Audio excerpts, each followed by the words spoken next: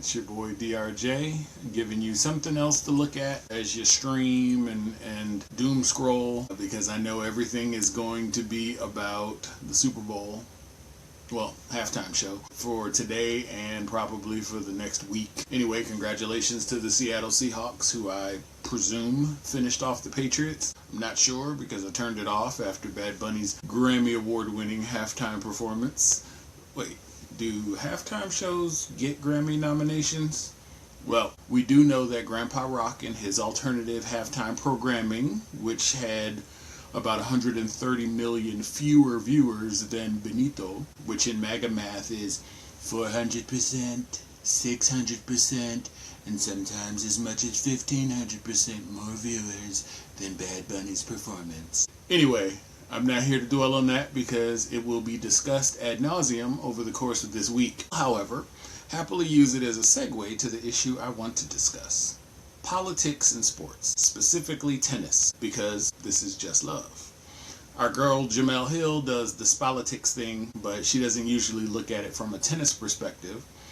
Although, she did recently comment that black tennis players are asked about politics more than non-black players are. I don't 100% agree with that statement because during this year's Australian Open, there was a journalist asking politically based questions of almost all of the American players.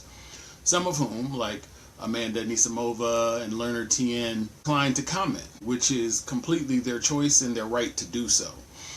However, I heard about comments from former tennis pros John Isner and I think Tennis Sandgren hating on the fact that those questions were posed in the post-match media interviews, essentially saying, stick to tennis when talking to tennis players. Now, this raises a whole sugarcane field worth of questions when you look at America's shady history with regard to sports and political commentary from sports figures. Like in boxing, Ali losing his title because he refused to fight in a war that he did not support.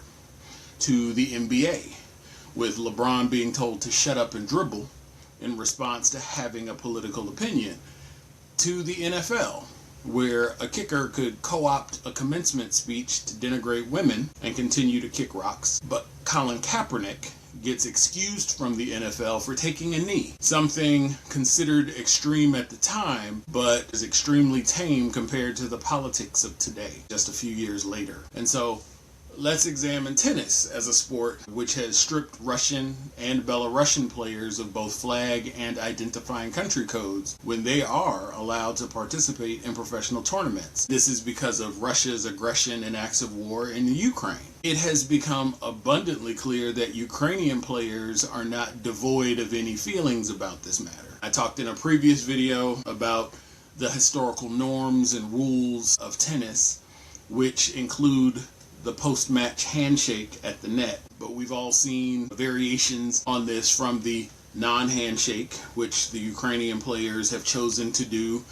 when facing Russian and Belarusian opponents, to the quick hand snatch, to the handhold and lecture, or the handshake and snarky comment combo, and my personal favorite, the hug or bro hug after a hard-fought battle.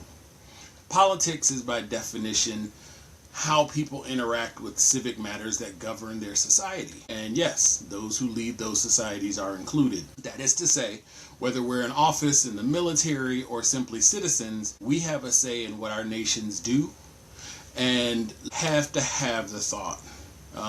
For myself, I had to have the thought, are American players going to get stripped of their flags and national identity due to the warmongering that's going on in our government right now in the United States?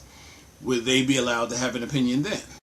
So I applaud tennis players like Madison Keys and our girl Coco Gauff, who don't shy away from these fair game questions.